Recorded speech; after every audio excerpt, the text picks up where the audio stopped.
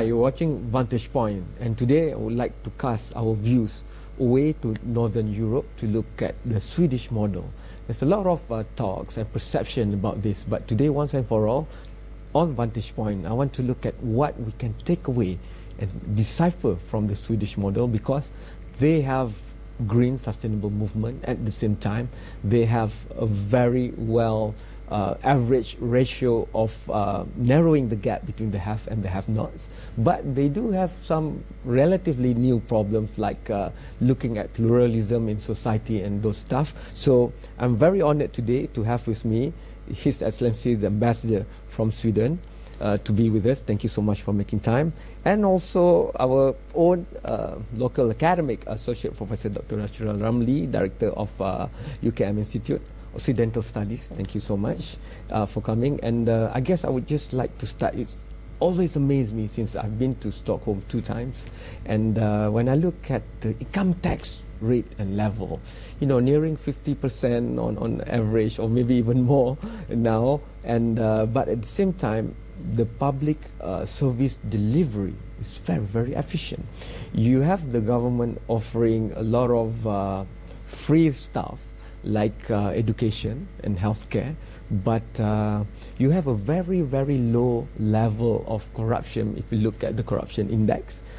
And people tend to see this only at the symptoms, but if I can back to differ and going back to the root of the thinking, is in the model that's espoused maybe 100 years ago of how do you want to develop Sweden from an agrarian-based economy to the value-added services industry or economic sector that you have today. And that model was deliberated upon and chosen. If you can take us, Mr. Ambassador, all the way back to when you were still exporting timber as one of the main income for the nation, right up until now, where you have higher added value in technology and services. If you can, please. Thank you for the question. It's quite broad, as you say, and it has taken us, for sure, a long time to reach where we are today. But I think there are some guiding principles within the Swedish model that are still valid.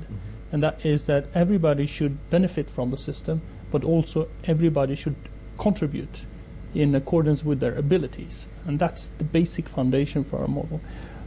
And it's a lot about a generous welfare system.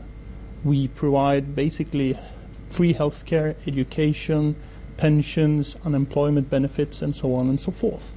But to be able to sustain such a very generous society, we also have to have a very competitive economy. Yes. So these two, the economic platform and the social platform, go hand in hand. They are mutually supportive. Sweden is, in rankings, often perceived as one of the most competitive countries in the world. We overtook Singapore and US in the world ranking, World Economic Forum this year. Yes. We have more multinational companies per capita than probably any other country in the world. So that is very relevant to be able to understand why we can have a sustainable, generous welfare system. And this is a system which we are proud of, but we constantly need to work on to refine and to make it more efficient. And we've had our problems that when we started this system some 100 years ago, of course the system of benefits was much more limited than they are today.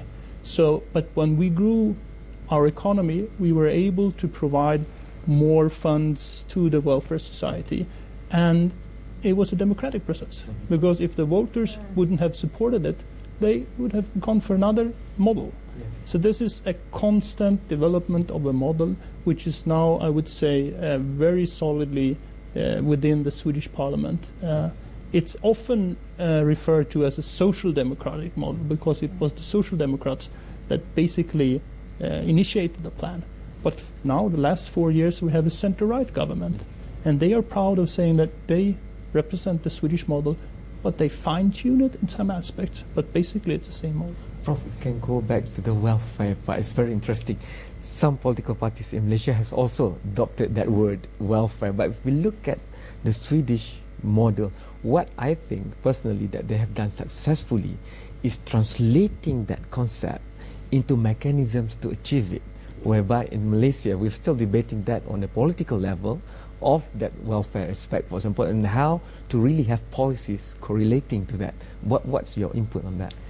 Okay, in Southeast Asia, actually, not only in Malaysia, sometimes the word welfare brings up negative connotations. Yeah, you are subsidizing certain groups, you are giving help, whereas this is quite different from the understanding of the word welfare within the European model, within the Swedish model.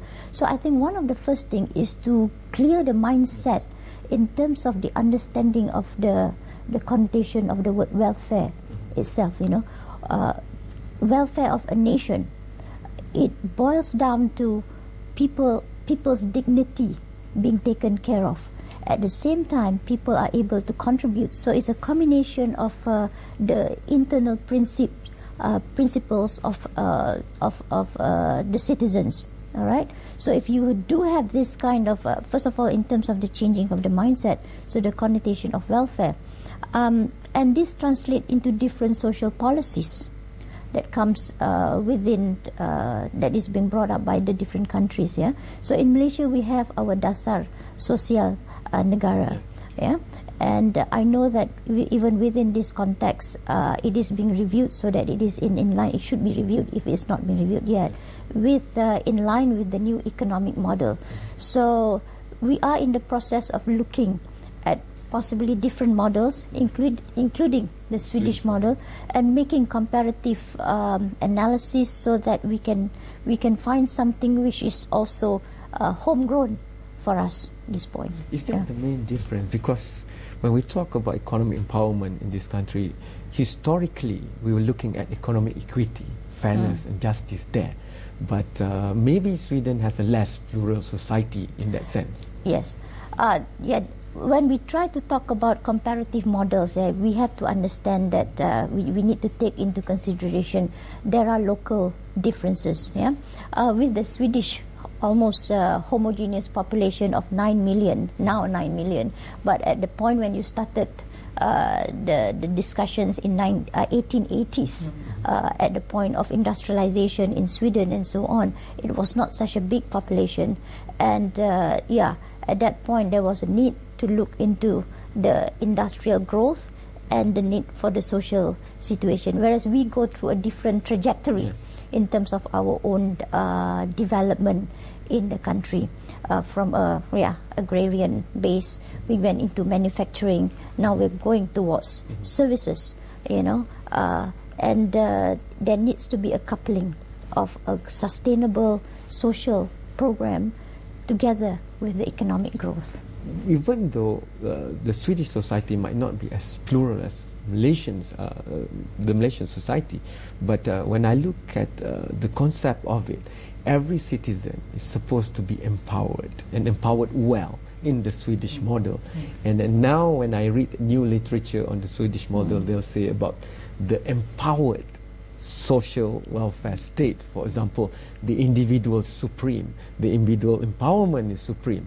And looking at challenges now of making the higher human capital of Sweden being globalized and highly mobile, for example, is one of the manifestation of that concept. I have to go for the first commercial break, but once we are back, how do you use the free education system? Because sometimes in Malaysia, when we say free, the quality is inferior. But in Sweden, it's free, but the quality and level of higher education, for example, is very, very high indeed. There are certain sectors like oil and gas where everybody who graduated from the Swedish university or institutions will be highly sought after. For example, how did you achieve that?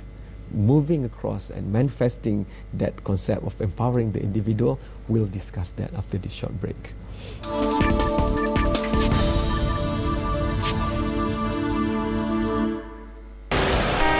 Ayah dah balik.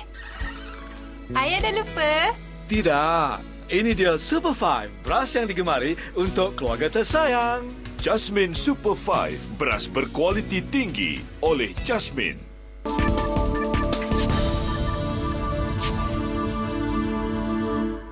You're still watching Vantage Point. I'm still here at Sheraton Imperial Kuala Lumpur, and we're still trying to decipher the success of the Swedish model.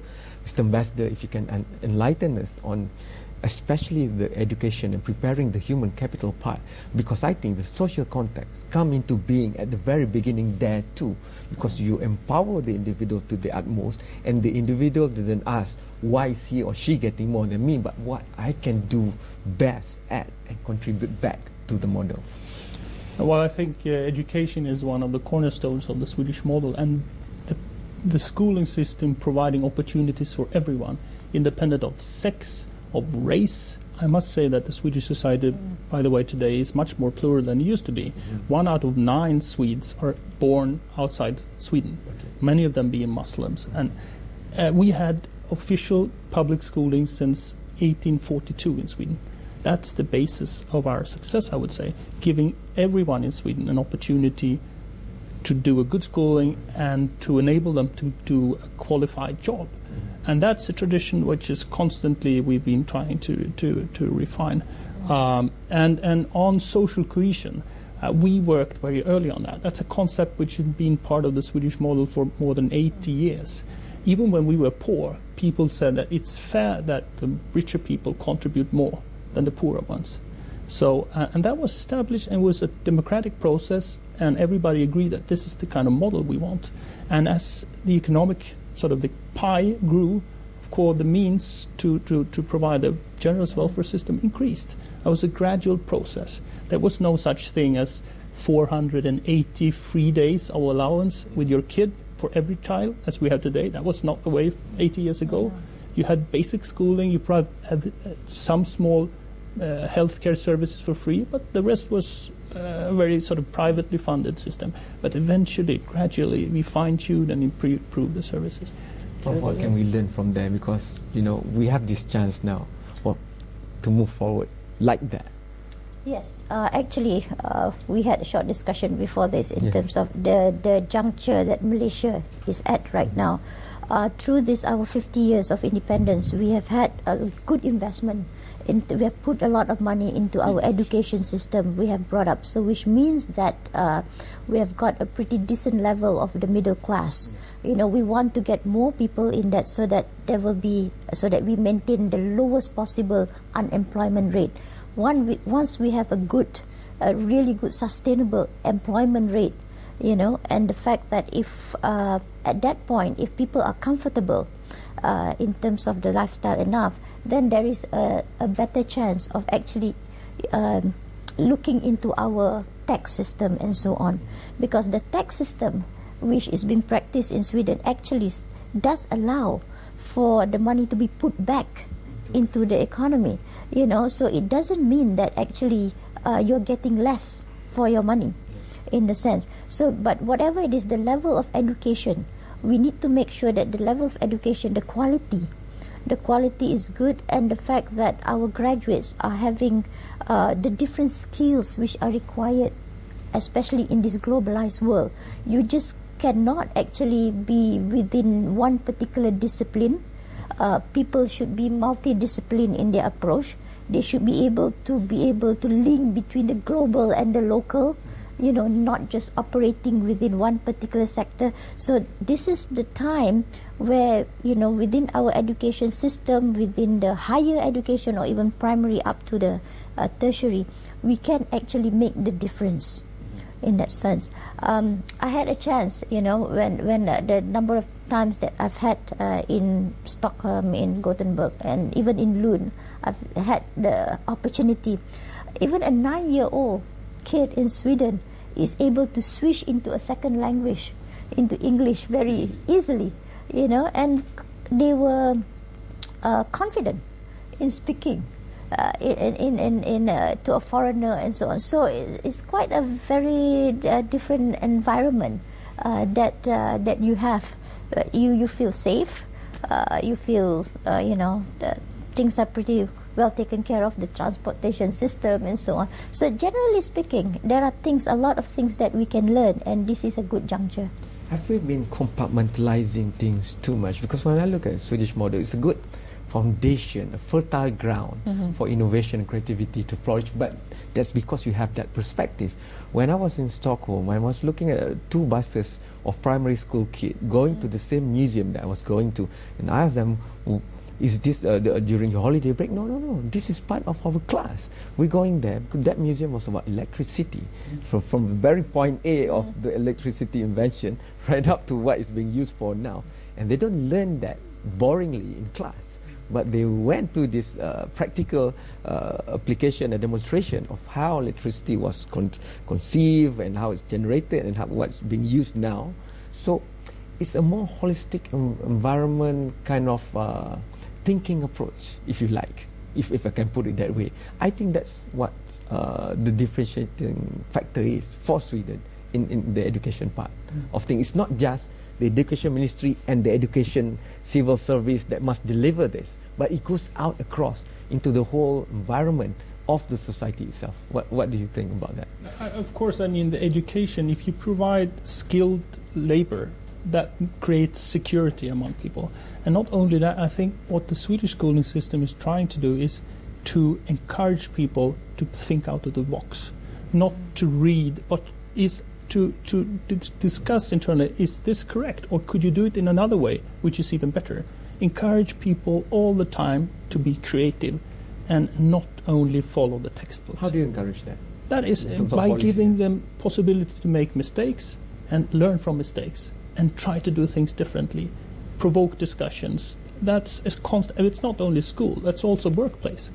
I mean, if you want to have a creative workplace, that's when you give people possibilities to develop themselves and to make mistakes and tolerate mistakes, but to improve constantly. Professor, Leadership philosophy everywhere. It's so easy to say that and just blame the management of a company or a department, but the philosophy behind that, that's why paternal leave, for example, is looked upon differently in Sweden. I mean, concepts like that, we cannot disassociate that from productivity and higher human capital appreciation, for example. Yes, this is very much so true when we look into, for example, the gender equality model or approach which has been taken by Nordic countries, especially by Sweden. You know, you do have this kind of understanding of sharing in a much more complete sense when it comes to in terms of burden sharing and so on. And yes, the notion of creativity that is being taken upon, our education system must look into all these different models in order to improve our human capital, for the future, in the next generation and so on. But as it is, there are a lot of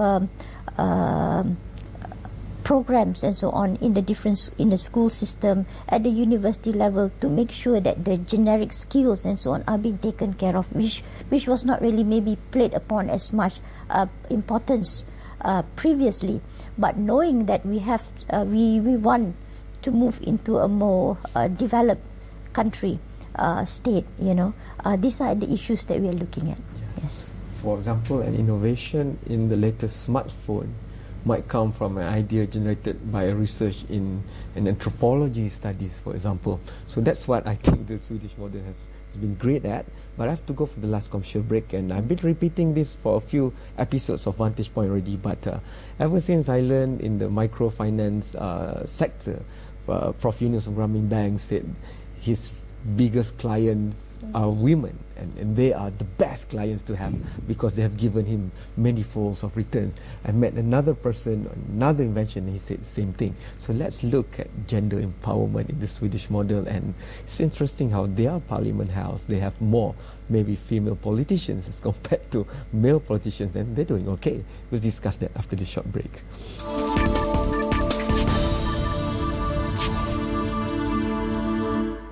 Tiada kompromi jika lakukan kesalahan. Yang bersalah akan dihukum. Lapor jika anda ditawarkan rasuah. Hubungi 0196103 atau 104. Pesanan ini dibawa oleh Suruhanjaya Pencegahan Rasuah Malaysia.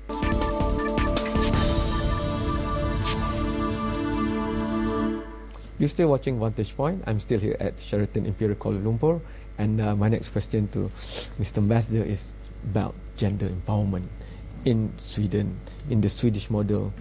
Is no-brainer question, if I can put it that way. You have more female politicians in your parliament, and there's so many examples. But where did 50% women in government. Yeah, exactly. How did it come into being like that? What has been the growing pains of achieving that? I think, once again, it's a question of the way we look at society, of fairness. We think that a just and fair society means that equal opportunities for men and women. That's the philosophy behind it. And that was in the 50s and 60s. That concept has also constantly been sort of improving through the years. And it's a question of policy, but you also have to support such a policy with the means for women to balance, to combine a professional career and a family life. Traditionally, they were assigned to taking care of kids and the elderly. If the public, the society can provide services that help out with these two tasks, then females, ladies can combine their careers. And that's what we traditionally done. Not only giving a policy, but also give the means to fulfill the policy. Prof, to give policies, to give means to policy, as if it's the private sector, the public sector, and the civil society in Sweden, they all want the same thing. But in Malaysia, it's a bit more complicated than that, because it's not that seamless of connection across different sectors of society and governance here in this country. Yes, this is a very interesting situation that we have here, looking at the different sectors, the private sector, the public sector. What are the support system that can be given for women to really, not just women, but all groups, to fulfill their potentials? Yeah, everybody can definitely increase their potentials in many ways. So what does the system give? But I think one of the important thing is also, as mentioned by His Excellency, is the fact that there is a need to have the assumption that all of us need to be able to contribute, yeah, in the best possible way, regardless. Yeah. So in that case, there is the need that despite having all the different policies, there is also the internal, whether it's from the family background, whether it's the personal background, that a person should have in wanting to achieve his or her potentials. Yeah? We may have all the barriers there, but then if the barriers are being taken away, but still, regardless, we need to make sure that there is the social system is there to allow. And the social system, if women are playing more role in terms of family, taking care of the family and so on, there should be a need to adjust it in a more fairer manner. So if both men and women are given the possibilities to look after the families in a more shared sense, so to speak, then there is the opportunity. And definitely education has to go along with it, and Swedish model has actually played on both of that. I want to see how the Swedish model can now continue to move on in the 21st century. Maybe we can end on this note, because if I look at what has happened in Tunisia and in Egypt, it's the younger generation, Y generation, that's pushing for new aspiration. If the system indigenously is not allowing for that to happen, then we saw what happened in Tunisia. We are seeing what's happening in Egypt right now. So moving forward, I've interviewed the person behind Pirate Bay, for example. I wish I could interview Julian Assange, but new creativity, innovation, and technological empowerment has brought along new areas to look at and new imperative to be considered. So if you look at examples like that, Peter Sand of Pirate Bay say, why do we have to buy a CD that costs about $20, have 20 songs, but we only want 2 songs? Internet gives the new distribution that you can just pick and pay for the song that you want, or get it off the internet, and not having to waste these 18 other songs that you don't like. For example, Julian Assange, of course, we know Time Person of the Year and all that, breaking new grounds in freedom of information and all that, but it's also bringing in new thoughts. It's also maybe talking to the next generation directly, just Generation Y. So, Prof, how do you see this? Not just in Sweden, even for our country, for example, we're talking so much about the power of the younger voters going into the next election. So, a new model for the 21st century, which might be amalgamating all these models across the world into new aspirations? Yeah, it is very important to listen to the young ones. Sometimes we pay too much attention to what we think is good for them without actually listening and asking. Sometimes we don't even ask. And this is something that we need to remedy, and remedy very quickly. Yeah, because there is a need to know what is their interest, what kind of, we know that they probably live within the virtual world more than in the real world, so to speak, and whatever is being translated there is a whole community which is out there that we need to relate to, you know. And there is always a two-way thing about learning, and also thinking out of the box, as mentioned by the ambassador just now, you know. So this is the situation that we are facing. Definitely, the needs of the young ones will be different from maybe what we have gone through, you know, through our schooling system and so on. I mean, now you get knowledge from all the different sources, but what kind of knowledge is useful for the future? And they are very empowered, and they can govern themselves. Right. So pretty well. Right. It's not something that you have to give them. Yes. It's something that they give us, actually, in a way. So it is good to be able to tap on the creativity, on the innovativeness of our... Do you think that will challenge the Swedish model or complement it going forward? I think in the future, chances are it should complement. Yeah. Unless there are certain areas that may need some tweaking, as you said, you know, the system has been on for a while and it has actually changed, but it is still supporting the whole system. So I think it should complement. Okay. Mr. Ambassador, I give the last words to you on that. No, I think basically the development on cyberspace and internet is positive. It's empowering people, not least young generation, and of course there are challenges when it comes to intellectual property rights and things. But basically, for the society, for the democracy, it's positive. And my government, my minister, is a cyber fan. Savvy, yeah. He's very active on providing opportunities for everyone to take to maximize the potential. We'll end on that note. Thank you so much, Mr. Ambassador. Thank you so much, Prof. Thanks to you. Be empowered. Go to the internet, and you can even ask the Swedish model from the Swedish policymakers themselves. I'll catch you in another episode of Vantage Point soon. Bye-bye. Thank you so much.